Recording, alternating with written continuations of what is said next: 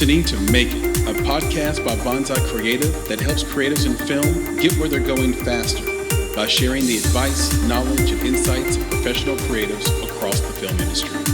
I'm your host, Chris Barkley, and with me today is my good friend and Make It podcast co-host, Nicholas Bugs.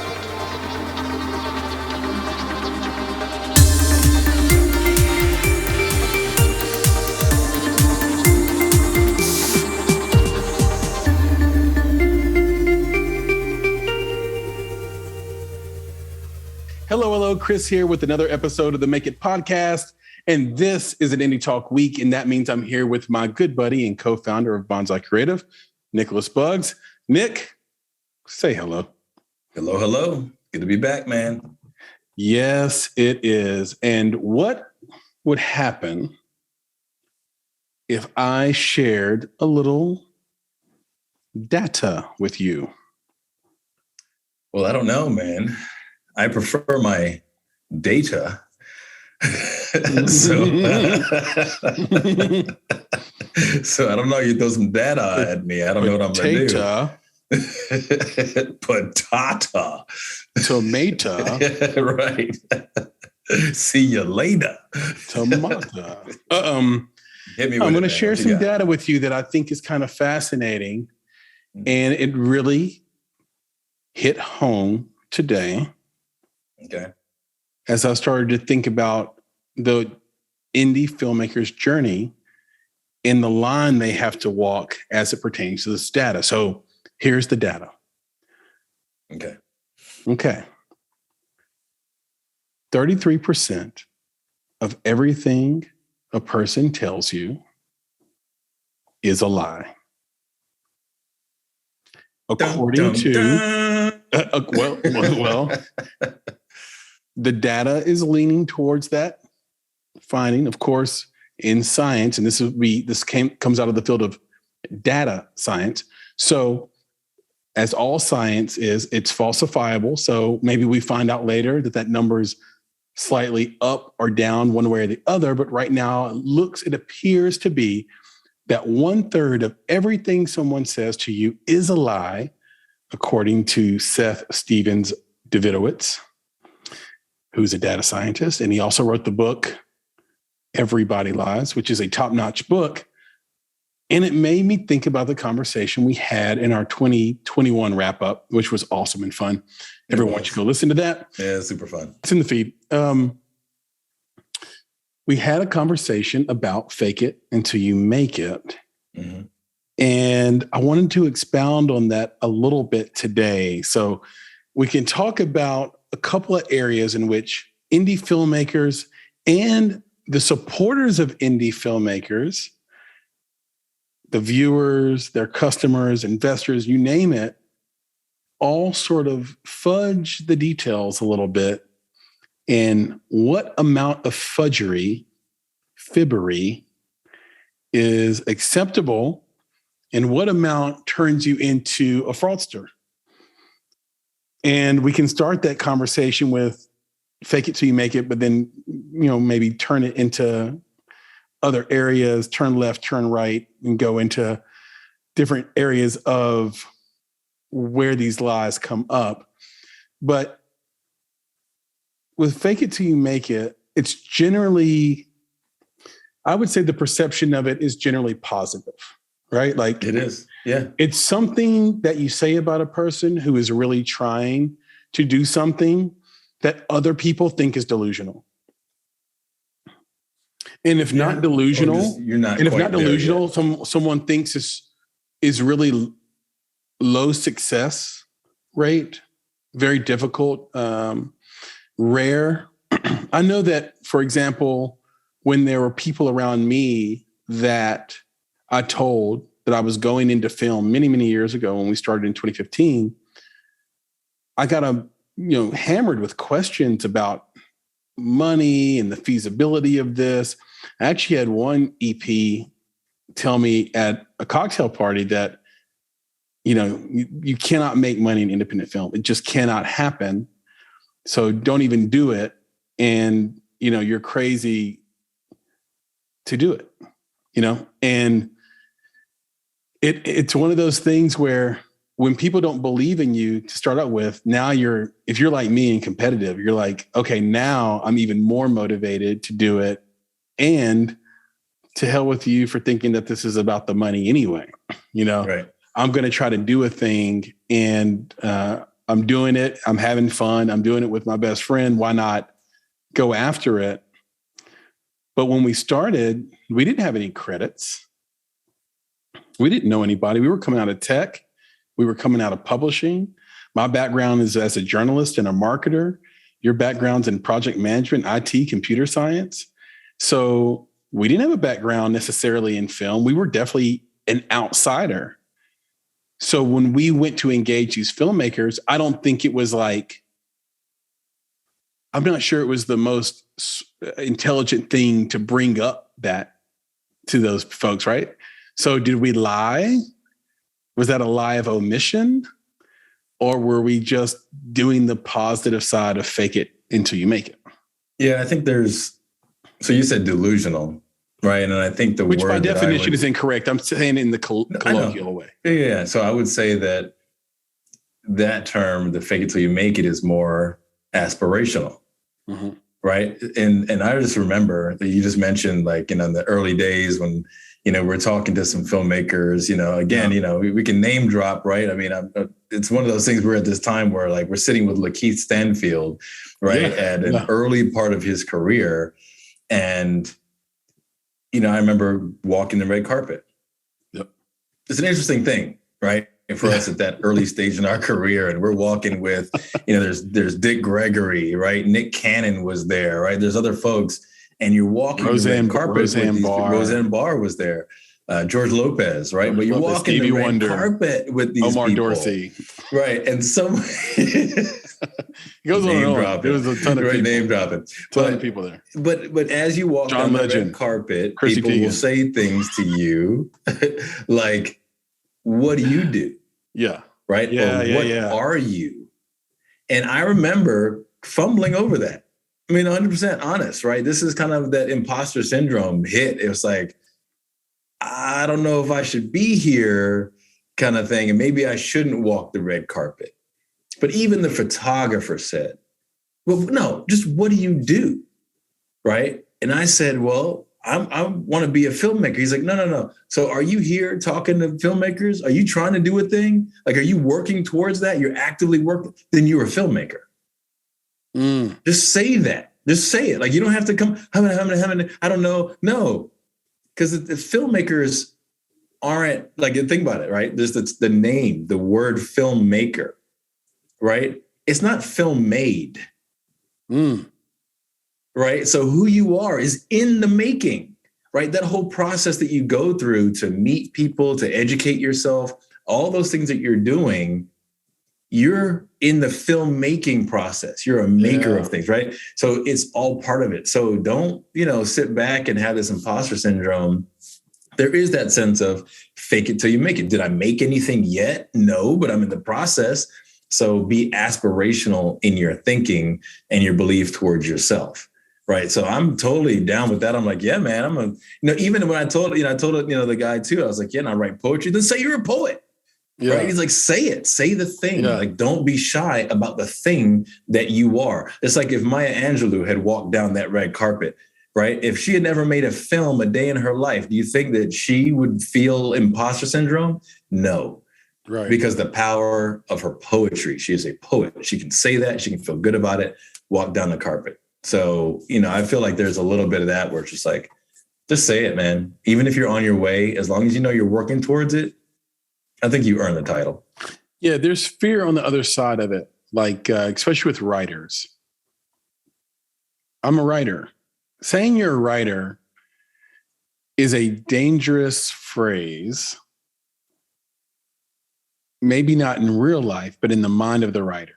It's a dangerous phrase because the very next question often is, what can I read of yours? Yeah, that's right. What have you written? What have you written? Then you're sort of stuck because if your response isn't a planned one, isn't because you talked about fumbling and hubba, like at the red carpet. we hadn't had the chance to practice those responses yet. Right. And as we've worked together over the last 7 years, we've rehearsed and done really well. We understand how to give a great sort of media response to a tough question. Yep. But at the time, you don't know. So if you're just starting out as a writer and you say, I'm a writer, and someone hits you with well, what have you written? What can I read of yours? You might say something like, I'm working at Domino's Pizza right now. Wrong answer. Wrong. Because then the person feels like you put them on to start the conversation, that you try to sort of elevate your status and you were trying to play a status game with them. And then you got caught in the status game. Yeah. And they took your queen off the board. And now you're who you are. And then that doubles down on your imposter syndrome. It's like, okay, don't ever say that again. You work at Domino's. If your response is, I'm working on my thing right now, it should be, here's what it's about, should be done at this time. That's a little bit better. Yeah. It's not perfect. Sure. It's a little bit better, because then that person you're talking to, in the back of their mind, honestly, they're thinking, okay, well, they're not an established writer. That's what they're thinking. And it's okay that they think that, but it gets you further on in the conversation. It makes you an interesting person, the person you see in the mirror, right? So if you're one of these aspirational people, you're going up to the person you see in the mirror is okay. But I'm trying to think what the perfect answer would be to that. It could be, why don't you have lunch with me next week, and I'll bring some of the things I've written, some of the samples I have, and then you have a week to write some samples. You show up to the lunch. So it's one of those things. Whatever it is, your 7th, whatever it is, your 50th, whatever it is, because at some point, it's like some of the filmmakers that we are huge fans of. Yeah. They've done some things. Would you say that they're notable? No. But we know that by continuing to do what they do, at some point they're going to strike gold. Like everyone's seen that picture, right? That image of the person who's like, with the pickaxe, and they're digging, and then they stop right before they hit the diamond. Right. Is that kind of thing? Well, that's digging through the mountain, and they stop right before they get to the other side. Exactly. It's like, that's what these filmmakers are that we work with, that we know, that we love. It's like, no, they're going to continue digging. Yep. Right. So, when you go talk to someone, you might not be the thing that you want to be, that you aspire to be, but you're on your way. So for me, I've been like, I'm on my 10th manuscript, on my 10th screenplay, I'm on my 15th this, and I'm going to have it reviewed by some folks. And I'm hoping to move this one along, but it shows that you're working at it, right? Yeah. If you just said the one thing, then that's when people kind of cut their eye at you, like, oh, these guys green and just starting. Yeah. But most of us, when we even start on a creative career path, we've been in that creative zone for years before we actually move into that creative career path. So let's say for me, I love writing poetry. Over the past several years, I've written hundreds, thousands, if not thousands at this point, of poems. Yeah. Right. So even before that, how many did I write when I was in middle school and high school and college leading up to that? Right. I've written thousands of poems. Right. So that's when you get to that point where I've written 10, 20 screenplays, and you're just refining that art as you go. But I think that whole fake it till you make it really is on that. Again, it's aspirational, might not quite be there just yet, but you're going to speak it into the world as if it's just around the corner. I was just going to say that once you say it out loud, and hopefully the first time you say it out loud isn't at that dinner party. Hopefully you've said it out loud to yourself. Hopefully you put it aspirationally on a piece of paper and stuck it to your refrigerator so you have to see it. The Holste Manifesto that's behind my head right here that says, this is your life. That's my declaration. That's the thing that I have to look at every day. I got it that big. There's different sizes you can get. I get the biggest size they sell on purpose so that I'm forced to look at that every day and remember that above all else, create things, be creative, be a happy person, etc., and make tough choices so you have an easy life, and make, instead of making easy choices and having a tough life kind of thing. But there are caveats to what you said. For example, if you say out loud that you're a writer, it's time for you to get in the dirt. Don't say you're a writer in social circumstances, and every time we see you, you're really a talker, not a writer. Or you're a conversationalist, not a writer. Like, you're not grinding on a script or a poem or a song or anything. Some of the indie creators I love so much around that are in our sort of ecosystem, our universe, if you will. What we love about them is that they are actually in the dirt. They are Daniel Day-Lewis and There Will Be Blood in the opening scene. Like, they're in the ground and they're willing to risk it all to be there. There are a lot of people that say they're a thing and then they don't do anything toward it whatsoever. Right. Yep. But they want to maintain that identity because that identity is so connected to their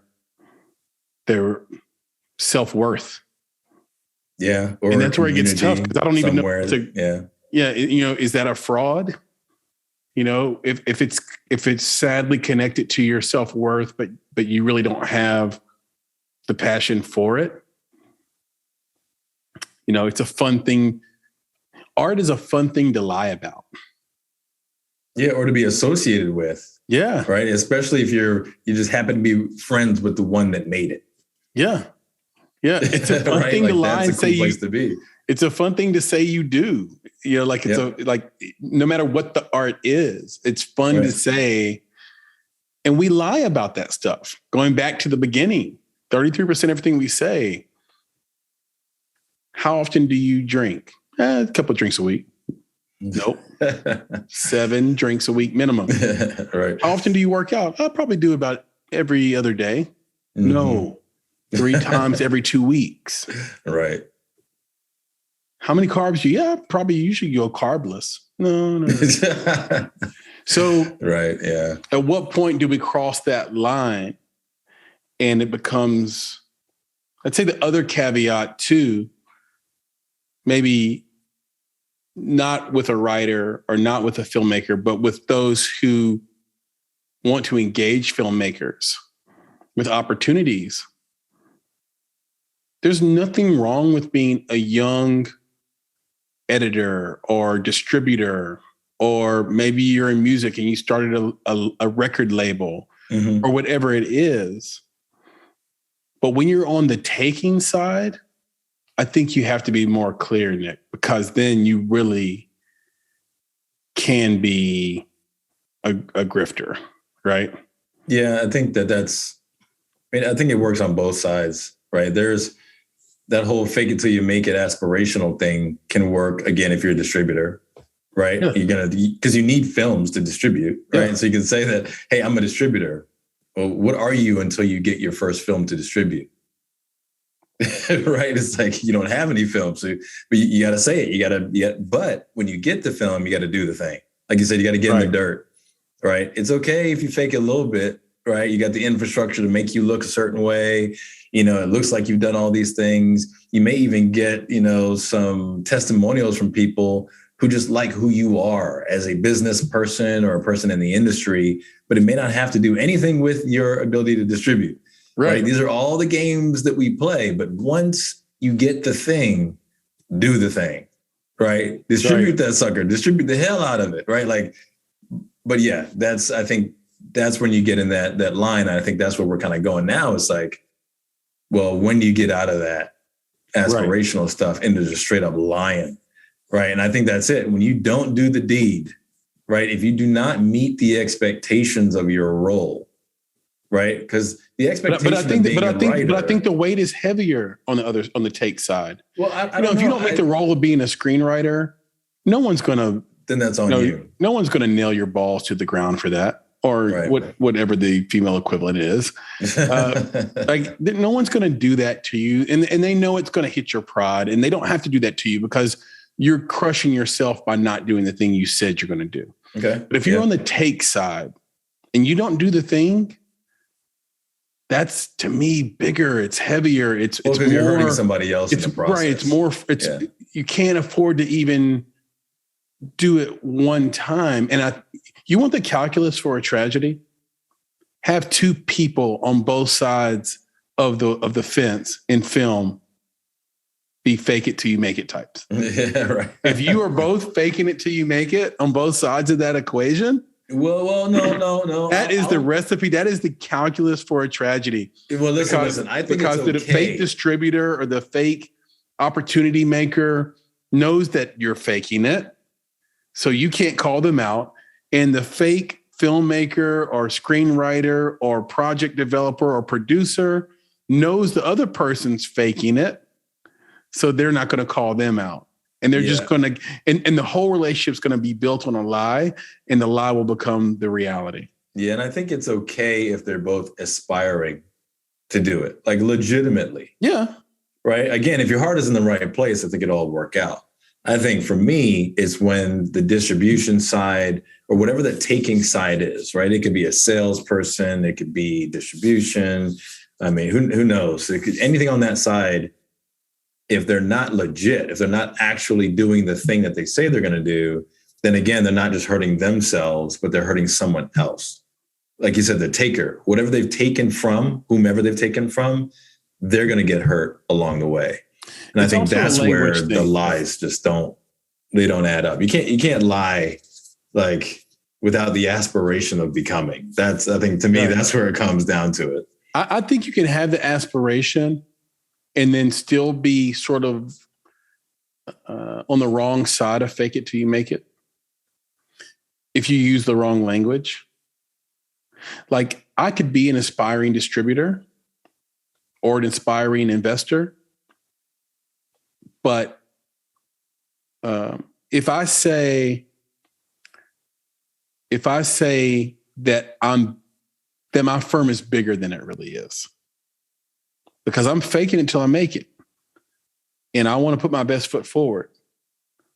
Like, things we do on calls, the language is so important, because we'll tell a filmmaker, hey, we are a 5-employee boutique house, and we cannot afford to make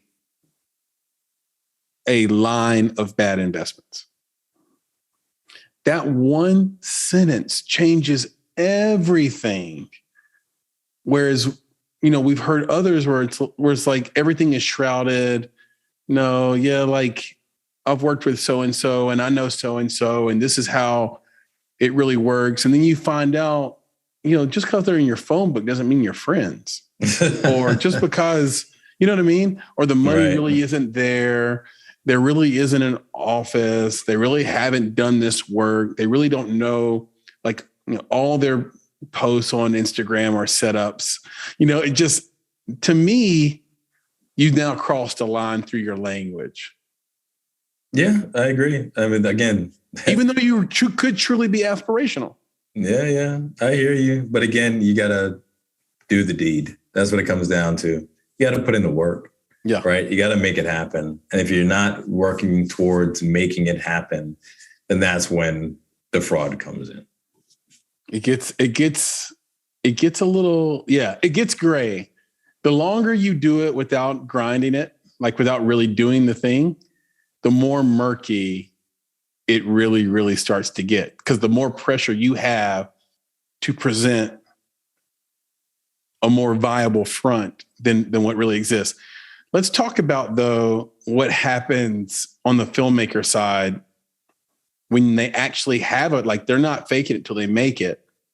They're filmmakers. They have a thing, and now they're looking for investment dollars, or they're looking to make a big splash. And you get the prospectus, Nick, and they have their comps. And the comp is, let's say the film's a $500,000 film and their comps are all $3 to $5 million films. Maybe they're $1 million films, but they all have, let's say, an A-list actor in it, and their film doesn't. and they find it's easy. I think it's easy to cherry pick a comp into your prospectus and then create a narrative around why it should be there. Right. Yeah. I think it's funny you mentioned that. I think about, so it's a lie, right? It's like, when it comes down to it, you're lying to your investor, right? But I think maybe it's not as simple as that, because I think what's happening in those cases is that actually they're lying to themselves. Right. Yeah. They just don't know it.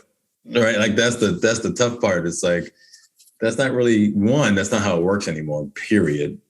Right. These comps, unless you're, let's say you're Tom Cruise and you're comping a movie that you were in before, your comp as an indie doesn't work, period. It's more like what's your plan?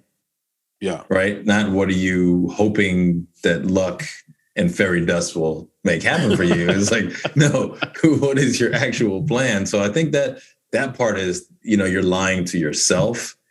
And then because you're lying to yourself, you're therefore lying to the potential investor, because it won't work out that way. Like you said, it's a $500,000 film versus a $5 million film. The cast is not the cast that you have. It's not the same thing.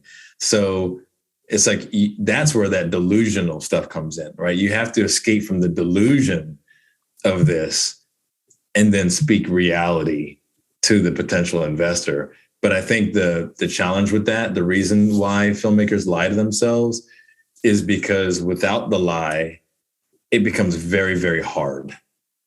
Yeah, I was going to say, the question we want to answer in this conversation is, what should a filmmaker do when they're trying to do a raise? Like how much stretched data and information can you provide before it becomes fraudulent? If your goal is to do a raise and you're trying to do a raise, you're not going to come in and say, you know what, my film is dog shit.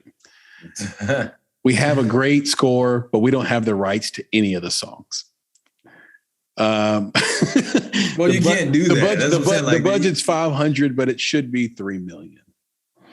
Our actor, like at what point do you have, like you need to sprinkle, or as one producer told me, the great Serena Khan, sometimes you have to roll that turd in glitter. Right. Yeah, it's still a turd though. It still smells, right? There's a turd underneath that glitter. That's right. But as a producer, that's a great piece of advice. It is. As an investor, you hate to hear it. No, I think that there's because there's a turd under there. There's benefit to being, a cheerleader, right? You want to be a proponent for whatever it is you're doing. But at the same time, again, it has to be based in reality. And I think that's where this stuff comes in, where it's like, you got to base it in the reality, especially of today, right? Like, in what world, again, like I don't want to keep going back to it, but it's like, in what world do those comps work? They just don't. I know you've got Marvel and DC, exploring the idea of the multiverse, so maybe if someone steps out into a different universe, that crap will work, but it doesn't work in this universe.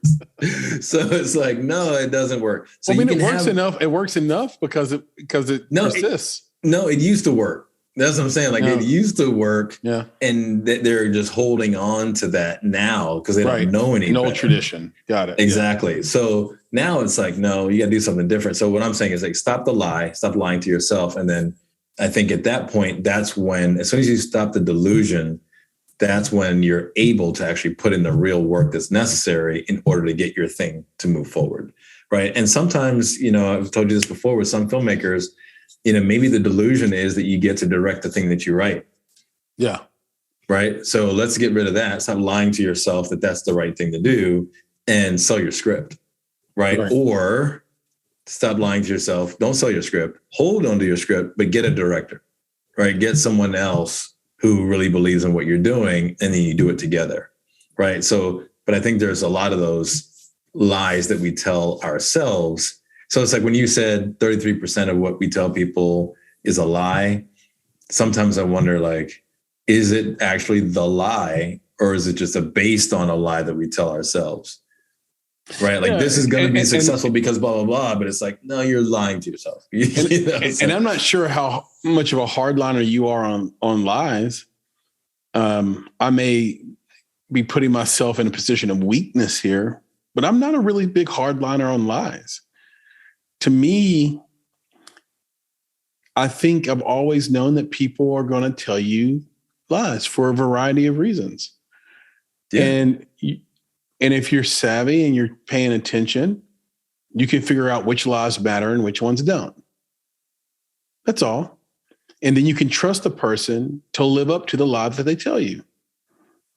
And this could be the fact that I grew up very modestly around around hardened criminals, but so you learn to like part the bullshit lie from the really serious lie, right? But not that that's my life anymore. But I'm not a hardliner on a lie. They're like, you have a friend, they have a baby, the baby's ugly. You can't say the baby's ugly. You can't. You want to. That is an ugly baby. Oh my God. But what kind of person are you? You have to pick and prioritize.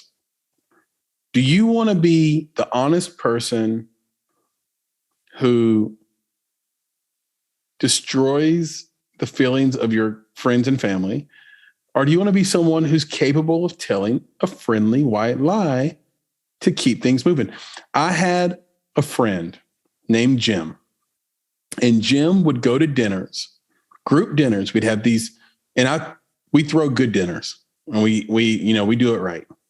It's not something we've talked about before on the cast, on the pod. Jim would come with a book and AirPod Pros, or at the time AirPods, not Pros. They weren't out yet. To the dinner. He would never take them out, and he would read a book at the dinner table while everyone else was having a conversation. Mm. Why not just not come? Tell us anything.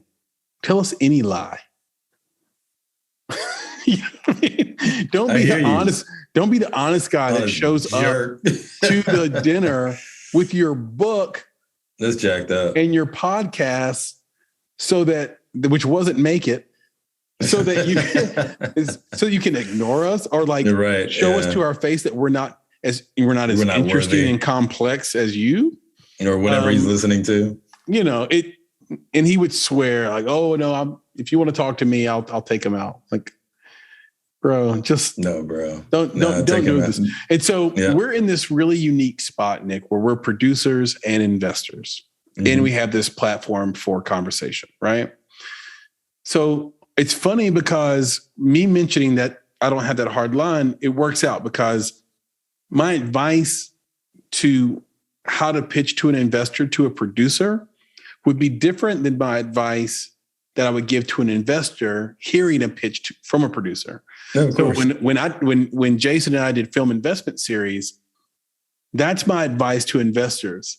Okay, you just got told a barrage of lies. Take a day off, cool off. Right. Let the love affair stop a little bit so you can think rationally. Right? You got to be, rational in your thought. So just take a 24-hour cool off or a 36-hour cool off, right? Before you make your next step. To a producer, I might say, hey, roll that turd and glitter. Find language. The most important thing in any sale is narrative. Can you create a story around the thing you're talking about? Yeah. Now, is the story a lie? Or is it aspirational? Or is it aspirational? Is it just a glittery way to present a reality? So I think in this thing, there's a volley going on. There's a little tennis match going on where you have to be able to parse as an investor when you're being lied to. And if not, you're going to be taken for the ride of your life that's going to end in your absolute ruin. So it's funny. So it's like investors beware, but at the same time, it's like filmmakers, roll that turd and glitter. Let's roll do it. Right. Exactly. As I'm saying. So it's one of these interesting things where, but I would also say to a producer, don't be an outright liar. Of course. You know, if we say, if an investor says, why are you making this film? And you say, you know, you want to honor your mom that, you know, is on dialysis, who might die in the next 2 or 3 years. And we find out your mom lives in California and, you know, and surfs every day and is a vision of health. Well, that's not a good way to start the conversation. You know, like you can't, you don't outright lie. Yeah, there's lines. Again, this basically it's all about the lines you cross. Right. And that's it. That's where it's just like aspiration backed by perspiration. Yeah, right. Perspiration. And look, you're allowed to Jackson moment right there. You're allowed to tell the lie that you don't know the answer to, or the lie you don't know is a lie. So a lie we hear all the time outside of comps is, well, we want to keep the budget low so that you'll make your money back faster. Well, I think that's the truth out of their mouth. Right. What I hear is a misrepresentation of the reality of the film business. Right. Again, it's a lack of understanding. That's why I think it's less, that is less than a lie. It's more of just ignorance, like you said, of the realities of things.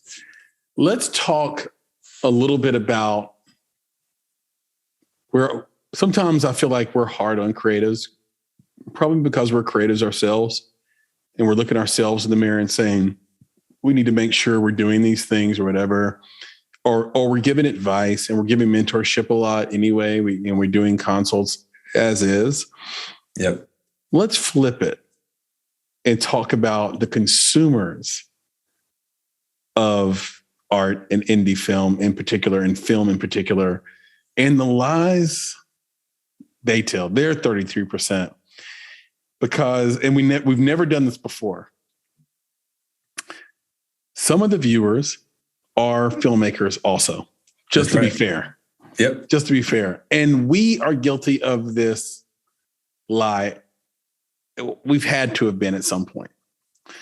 And the lie is that we want to see a movie that's based on human problems and human narratives, and we're tired of these damn Marvel and DC films. That's a lie. That's probably... Not even probably. That is a statistical lie. That is a lie that you can run a million models against and see that, no, we kind of like those big movies. And we kind of like those movies that we don't have a risk of having a bad time. We don't have a risk of being put off politically.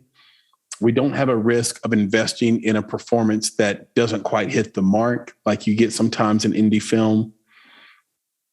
But we don't want to admit that.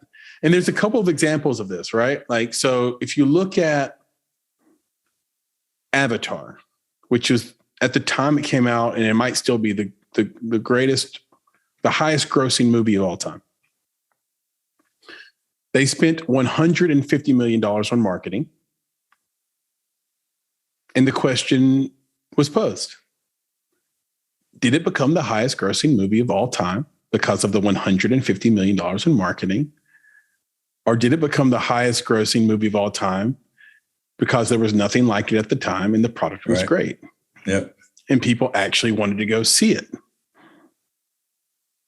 And there's a reason why the highest grossing movie of all time is Avatar, or something like it, if that record's been broken.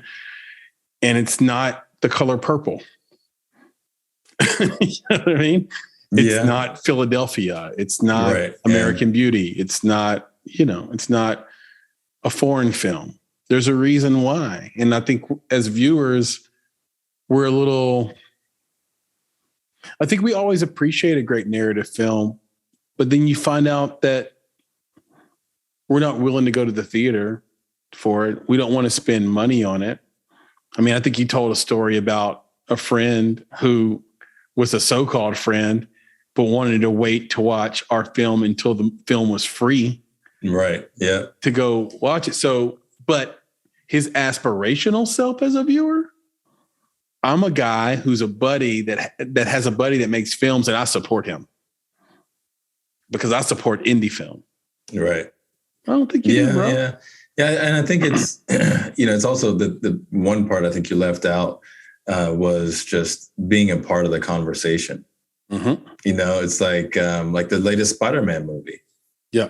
If you didn't see the latest Spider-Man movie, like, are you human? Right.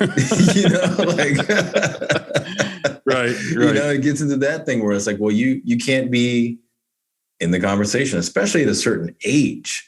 Right. So if you're a kid, age 7 to 17, yeah, you have to be able to talk about Spider-Man. Right. So let's take it a little bit older, right? Let's go from 18 to 35. That's 18 to 38. 18 to 35, I think, is like the standard demo, though. Yeah, we got to talk about Spider-Man. Yeah. So you still, right? So it's like you still have to be in the conversation, right? Otherwise, you're going to be left out. So there's this part of that. So, and you're right. I think there are a lot of filmmakers who begrudge the studio films and the tentpole things and the constant remakes of things, right? So when you look at what these movies make, you're like, wait a second. So you're telling me that movie made $1 billion and not one independent filmmaker saw it? Right. It's like, so yeah. So I think there's a lie that we tell ourselves, and maybe we tell each other, about how much we hate these things and, you'd rather support. To me, the most damaging thing about that lie in particular is that, and again, I'm not saying that this is a blanket truth, right? So I'll say this, that the most damaging part about that lie could be that those filmmakers, indie or not, are not actually supporting independent filmmakers. Right. Like, that's the key. Like, if you're going to go spend that, $16 to $18 per person in the theater for the tentpole thing, like, are you not willing to spend $1.99, right, to rent a really good indie film? Yeah. That's the key for me. Well, I think the other bad thing is what it does to the budding filmmaker and their choice of story to tell. Right. I've written 2 scripts. I think I'm going to make the horror film instead of the coming of age, because I think the horror film is what, everybody tells me they'll watch, or indie folks will watch, and we can make some money doing. Right. Instead of the answer being, tell a great story. Tell a great story for it, and be regardless of genre, and you will probably win. But first things first, story is king. Tell a great story. So you end up making a genre film where the audience wasn't honest with the creators that are on the ground in indie, but it's something that the studios already know the truth about. So, for example, I love the horror genre. There's something about it. There's something that's like my favorite thing. I love the twists, the turns, whatever, without saying, I love the blood. I love the nudity. Right. I love that it's always the rich guy's daughter that gets killed. This is what studios understand about human psychology. Did you know that when violence drops,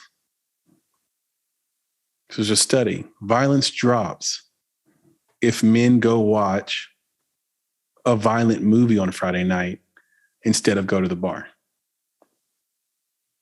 If they forego the violent movie to go to the bar, violence increases in cities. So there's something about having us go to the movies and see something violent that sort of cleanses that need for us. And of course, Akato, there are obvious exceptions, of course, there are obvious exceptions. That's the actual acronym. But in general, It cleanses us, and then we're good. And we don't need to go out and do anything crazy. We saw it on the screen already. Like, we're good to go. And so if you get in a conversation about why you like that film, you're not going to say, I like it because that guy got an arrow thrown through his eyeball. We're not going to say something gruesome like that because we have a bias for social acceptance. But the reality is we actually do better. That is actually why we want to go see it. It is actually what gets a 19 to 25-year-old male to get out of his house and go buy popcorn and Cokes and go to the movie and see this big explosive thing on screen.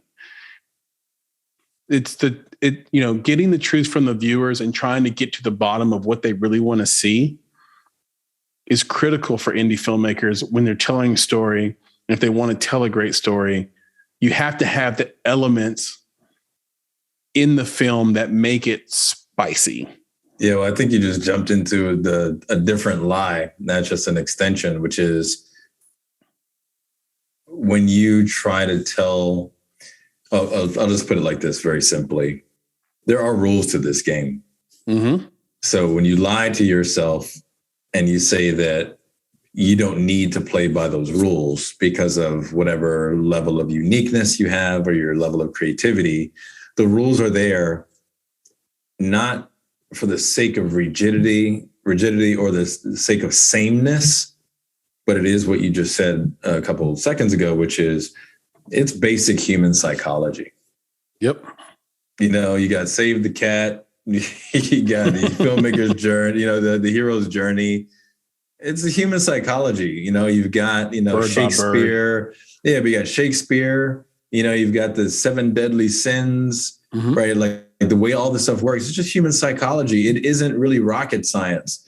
So that's the thing. It's like, how can you be creative within the rules? So again, for me, the lie is that you tell yourself and maybe others is that you don't need to conform, right? And again, it's not about conformity. It's not about sameness. It's about there are rules to human psychology and human behavior that if you hit these particular notes, then again, that person will go see that horror film because it hits all the notes and, won't perpetrate violence on their family or whatever. But well, there's two ways to boil it down really simply. If you're on the storytelling side, 2 things to boil it down. One, if you're writing a story, you have to make sure your character really, truly suffers. Because the more they suffer, the stakes go up and the audience likes it. The second thing is to remember that as you are aspirational, the viewer is also aspirational.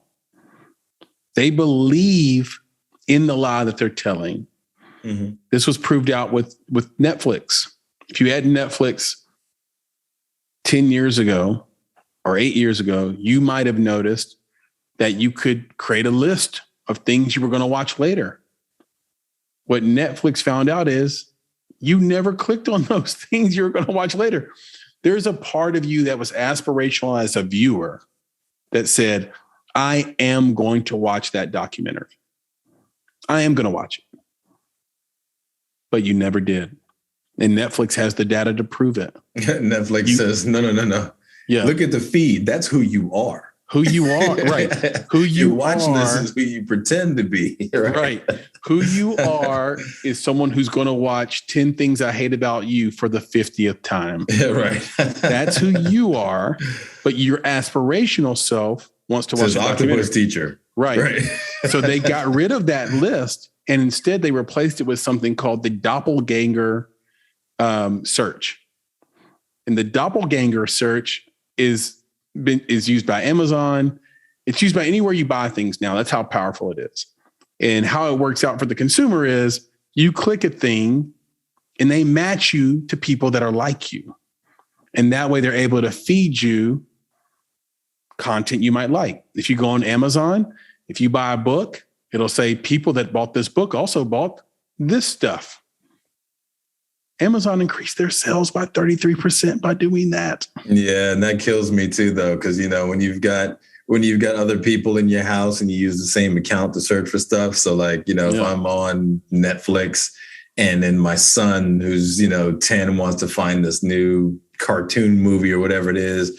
I got Netflix sending me that stuff now. I was like, get this stuff out of my feed. See, I love it because I'm like, you don't know me, bitch. You're right, exactly. You think you know me? You don't know me. You don't know me. I don't want to watch Spirit. Exactly.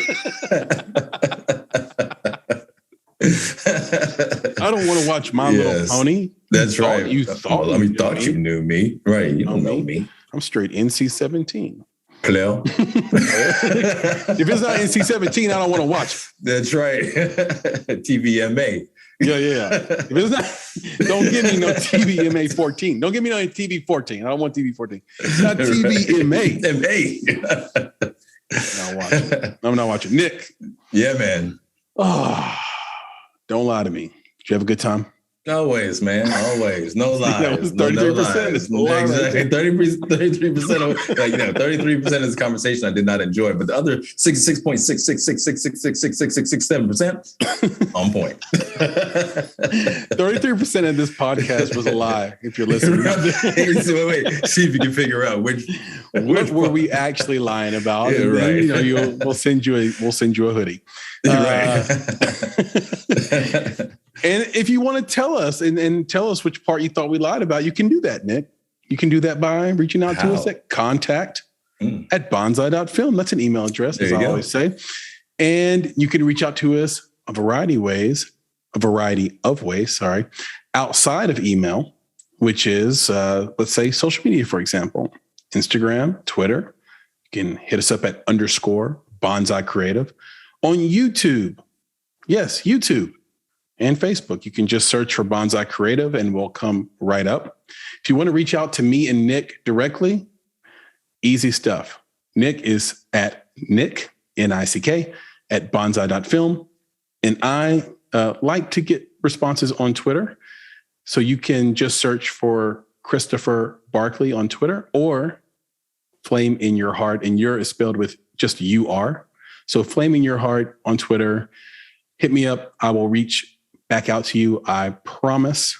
And then if you want to learn more about Bonsai Creative and the Make It podcast and get links to everything, join our newsletter, be a member of our site, be a true fan, any of those things, you can go to www.bonsai.film.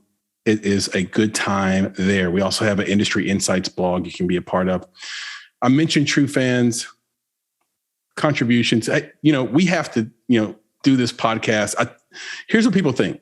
People think, Nick, that doing a podcast is like easy. Like it's no problem. Anybody can do it. It's a lie. Yep. It's a lie. And it's a half truth. Half of it, because the truth part is, anybody can do it. The lie part is to do it means to do it consistently. Yep. On time, every time, without failure, until the end of time. And to do that takes massive resources. So feel free if you believe that.